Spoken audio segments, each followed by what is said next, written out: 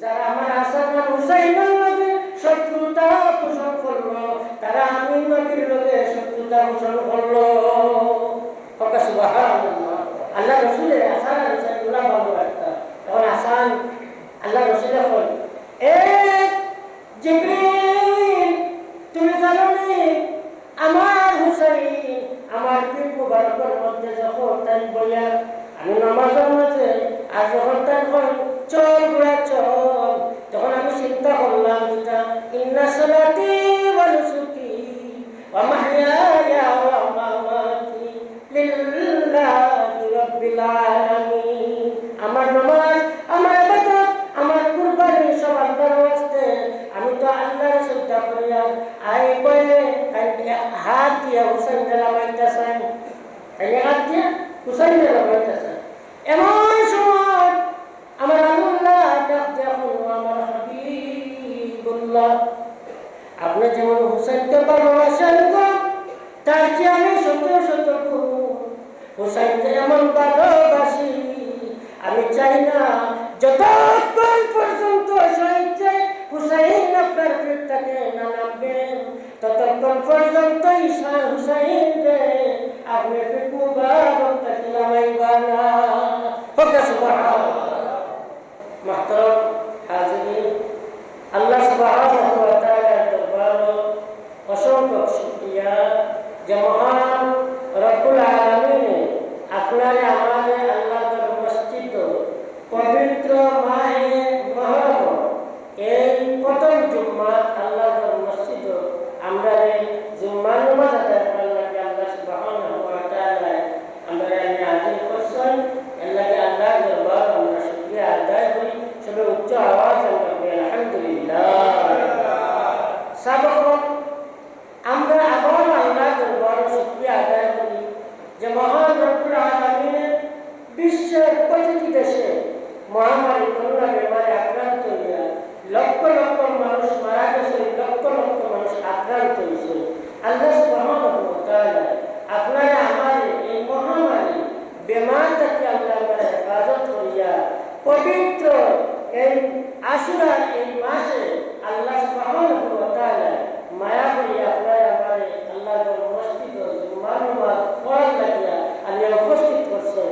এর লাগে আমরা আবার আল্লাহর দরবারে শুকরিয়া আদায় করি। শুধু উচ্চ আওয়াজে আমরা আবার আল্লাহর দরবারে শুকরিয়া আদায় করি। সবে আলহামদুলিল্লাহ। সাবকন এই যে মাস, এই মাস ইসলামের মাঝে স্মৃতি বিজড়িত এক মাস, যে মাস মুহররমের মাস, যে মাস আল্লাহ সুবহানাহু ওয়া তাআলা বিশ্বের মাঝে প্রথম নবী থেকে শেষ নবী পর্যন্ত যত নবী দুনিয়াতে তশরিফ আনছেন, সব নবী যত বিশেষ বিশেষ ঘটনা এই আশুরার 10 তারিখ সংঘটিত হয়েছে। সর্বোপরি আমরা জানি ইমাম হুসাইন রাদিয়াল্লাহু তাআলা তিনি কারবালার প্রান্ত ইয়াজিদ বাহিনীর হাতে নির্মূলভাবে শাহাদাত বরণ করেছে। এই ইমাম হুসাইন রাদিয়াল্লাহু তাআলা একদিকে, আরেকদিকে আমরা দেখি ইয়াজিদ বাহিনী আরেকদিকে। আমরা যদি ইমাম হাসান সম্পর্কে আলোচনা করি তাহলে আমরা দেখতে পাই ইমাম হাসান মুসলমান। আবার যদি আমরা ইয়াজিদ সম্পর্কে আলোচনা করি তাহলে ইয়াজিদও দেখি আমরা জলিল কদরের সাহাবী মাবিয়া রাদিয়াল্লাহু তাআলা আনহু সন্তান ইয়াজিদ, সেও মুসলমান, উভয় মুসলমান। কিন্তু কারবালার প্রান্ত এই যে নির্মূলভাবে আল্লাহ রসুলের তৌহিদ ইমাম হুসাইনকে শাহাদাত বরণ করা হইল, যে করল সে ইয়াজিদ, সেও মুসলমান। আর যদি আমরা সেই কারবালার ইমাম হুসাইন রাদিয়াল্লাহু তাআলা আনহু নির্মূল এই যে তার হত্যা করা হয়েছে, তাকে শহীদ করা হয়েছে, এই বিষয়ে যদি সঠিক প্রতি আসে না, এই সম্পর্কে যদি আমরা বুঝতাম হয় তাহলে ইমাম হুসাইন সম্পর্কে কিছু আলোচনা করলে আমরা বুঝতে পারব। একদিন আল্লাহ রাসূল মসজিদে নববী তাকে বের হয়ে সাহাবী আল্লাহ নবীর সাহাবীদেরকে সম্বোধন করে বলল, আমার সাহাবী হল মসজিদের মধ্যে ঘটনা ঘটে গেল, আমার জীবনে এমন আজব ঘটনা আমি দেখি না। সাহাবা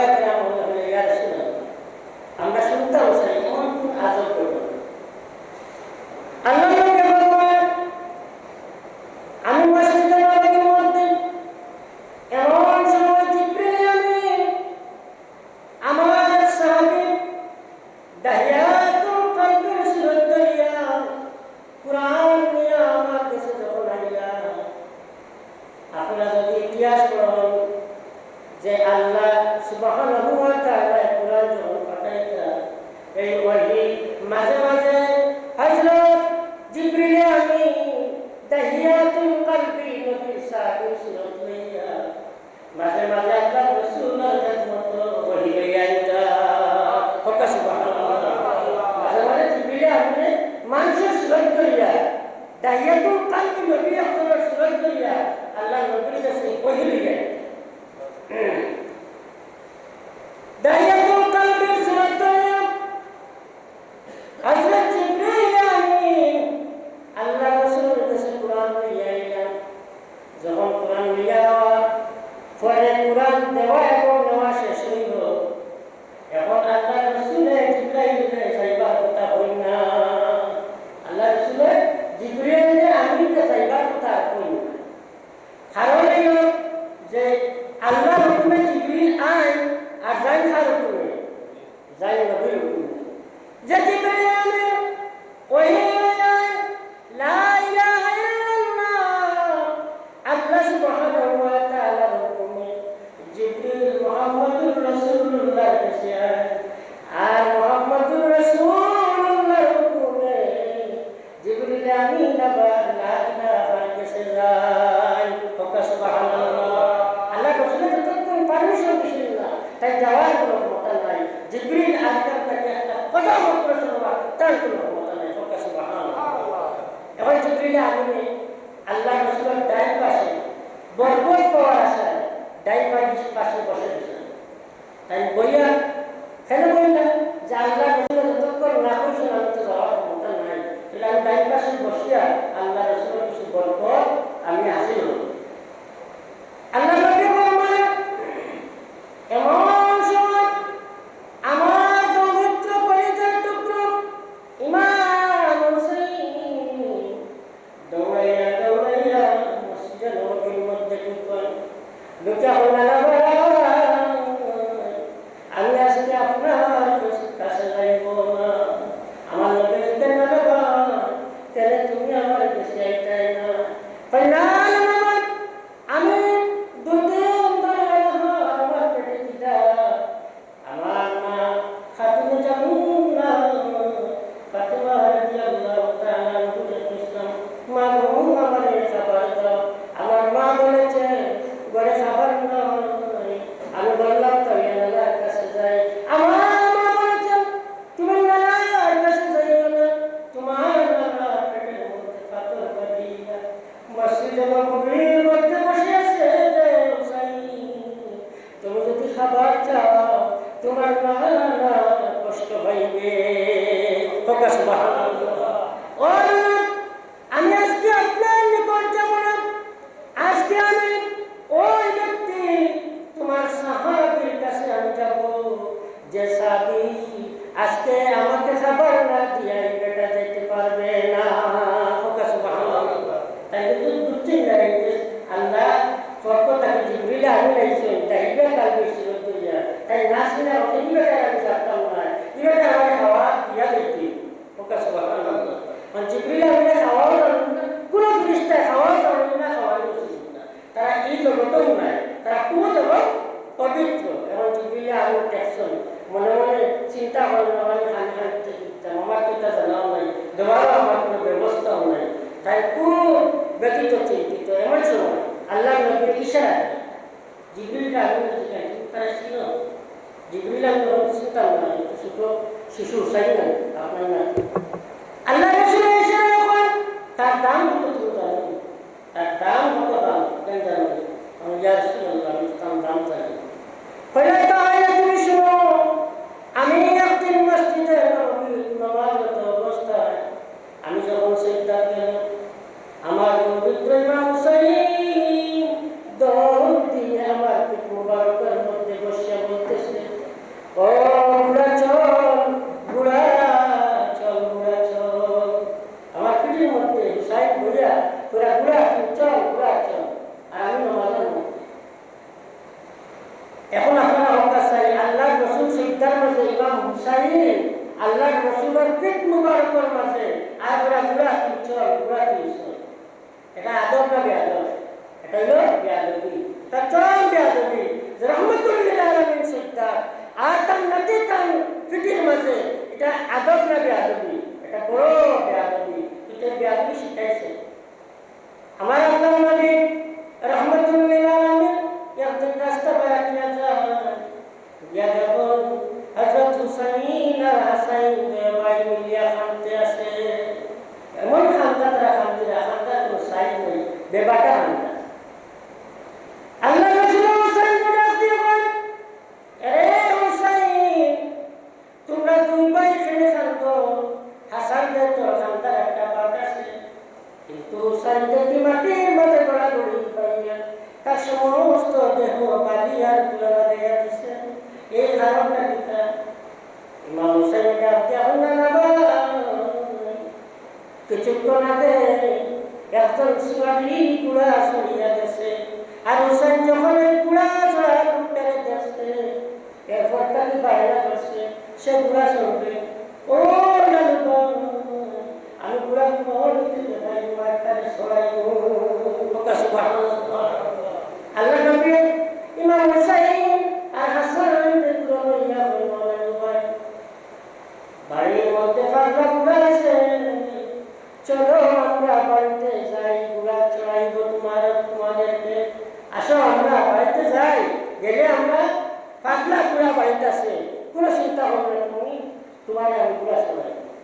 আল্লাহ রাসূল বাড়িতে গিয়ে দুই বাইরে রইয়া কামরার মধ্যে রুমের মধ্যে ঢুকিয়া দরজা লাগাই। হযরত হাসান রাদিয়াল্লাহু তাআলা এখন আমরা ভিতরে লাগাইয়া কেন দরজা লাগাই নাই?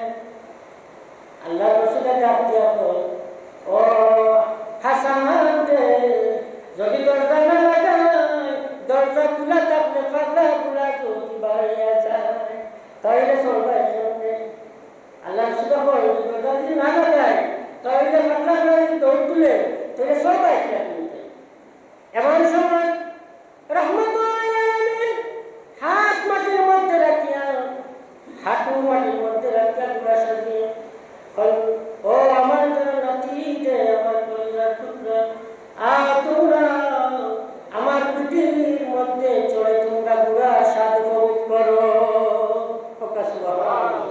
আল্লাহ রাসূল ইমাম হাসান আর হুসাইনকে এত ভালোবাসতেন যে তিনি গুড়া হইয়া আল্লাহর রাসূল এই দৌহিত্র ইমাম হাসান আর হুসাইনকে পিঠির মধ্যে রাখিয়া আর কইতে আসে তোমরা গুড়া চলো।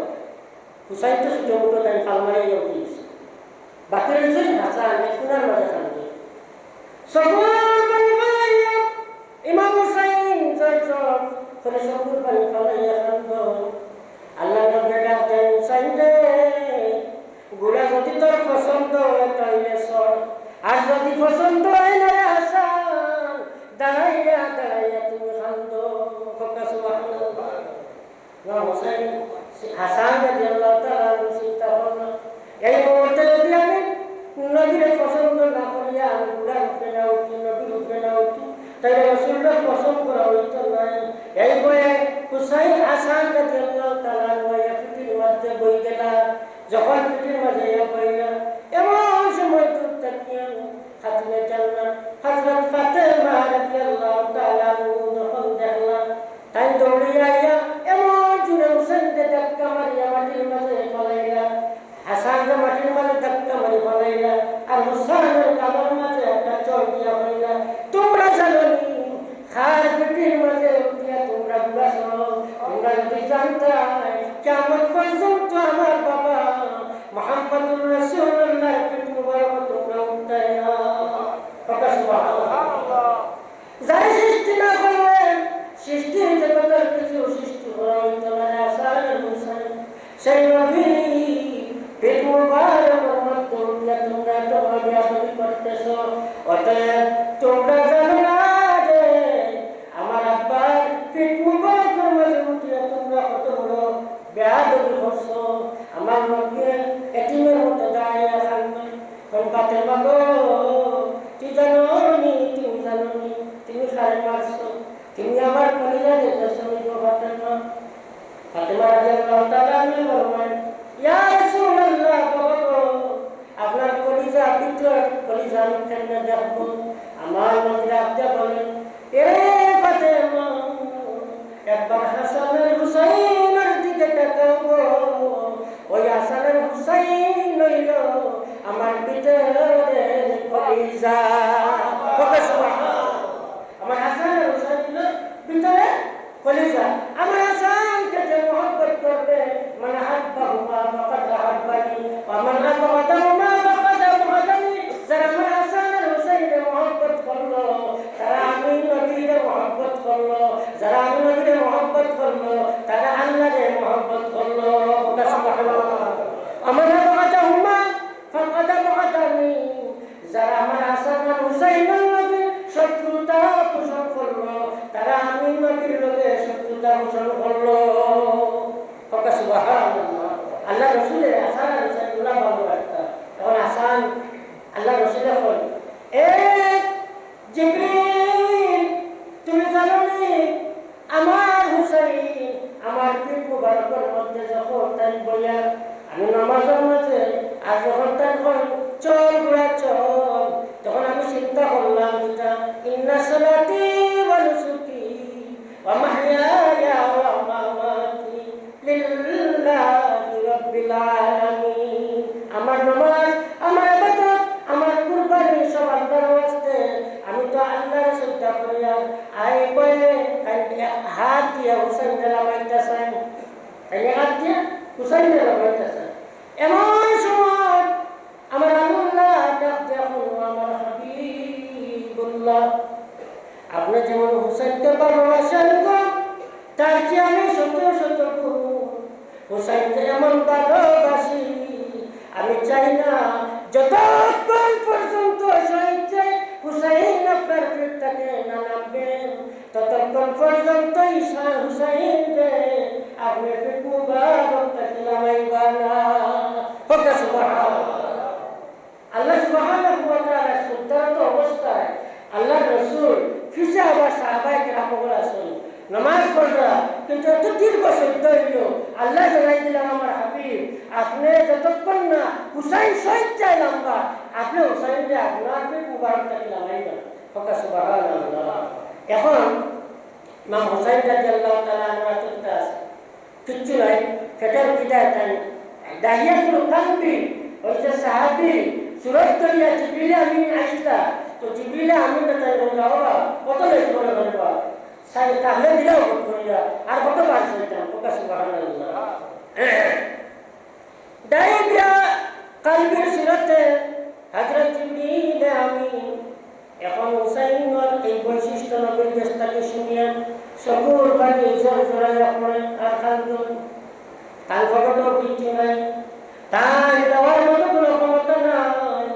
এমন সময় আমার আল্লাহ দেখলেন, এরে জিবরিল আমিন, এই শিশু হুসাইন তোমার ছিলে না, তুমি যে জিবরিল, তুমি দাহিয়াতুল কালবির সুরত ধরিয়া তুমি নবীর খিদমত যাওয়ার কারণে আমার হুসাইন মনে করছে তুমি আল্লাহর নবীর সাহাবী, তোমার কাছে চাই আমি নবী ঘোষণা করলাম যে তুমি জানো না আমি এই ইমাম হুসাইনকে এত ভালোবাসি, আমি এত ভালোবাসি ইমাম হুসাইনকে, আমি বেহেশতের বাগান থাকিয়া তোমার আঙ্গুর দিয়া তোমার পকেট আমি বলিয়া দিলাম।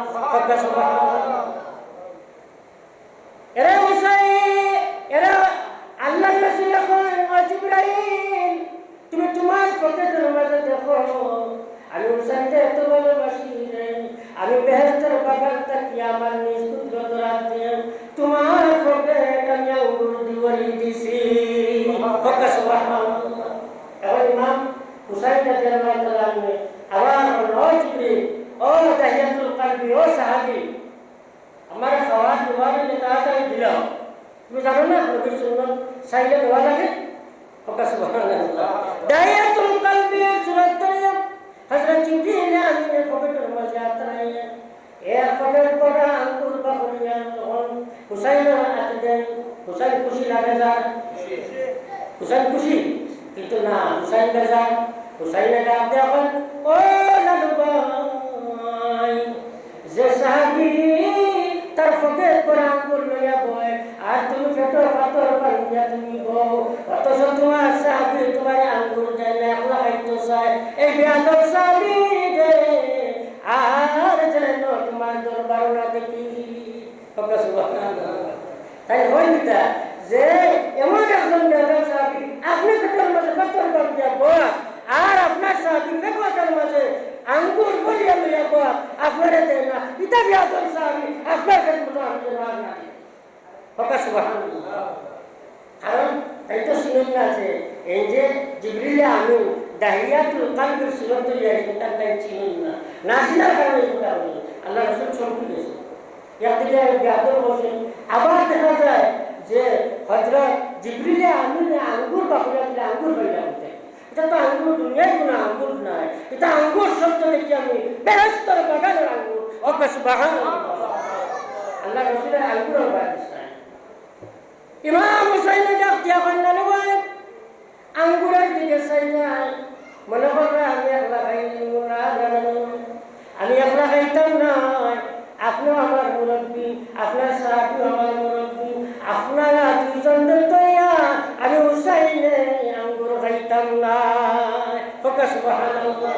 এখন তার এত আঙ্গুর ধরেছে আল্লাহ রসুলের এত একটা আঙ্গুর, আর সাহাবী এই যে সাহাবী সুরত তুলে জিবরিলে আমিন আইছেন তা না তো একটা আঙ্গুর ধরেছে।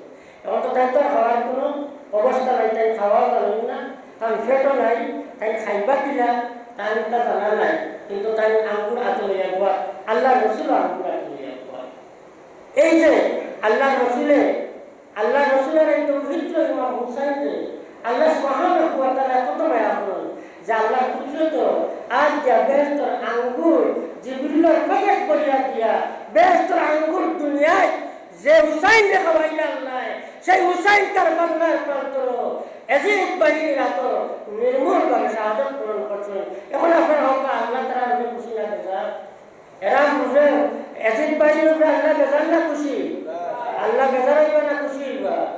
আমার আল্লাহ এখন যারা আমি আল্লাহ এবং রাসূলকে কষ্ট দেয়, এই আল্লাযীনা ইউযুনাল্লাহা ওয়া রাসূলাহু লা'নাহুমুল্লাহু ফিদ দুনিয়া ওয়াল আখিরাহ ওয়া আ'আদ্দা লাহুম আযাবান মুহিনা। যারা আমি আল্লাহ এবং রাসূলকে কষ্ট দিব তারা দুনিয়ায় তো লানত, আখিরাতেও লানত, আর তারা আখিরাতে কঠিন শাস্তি দেওয়া হইব, তারা আখিরাতে কঠিন শাস্তি দেওয়া হইব।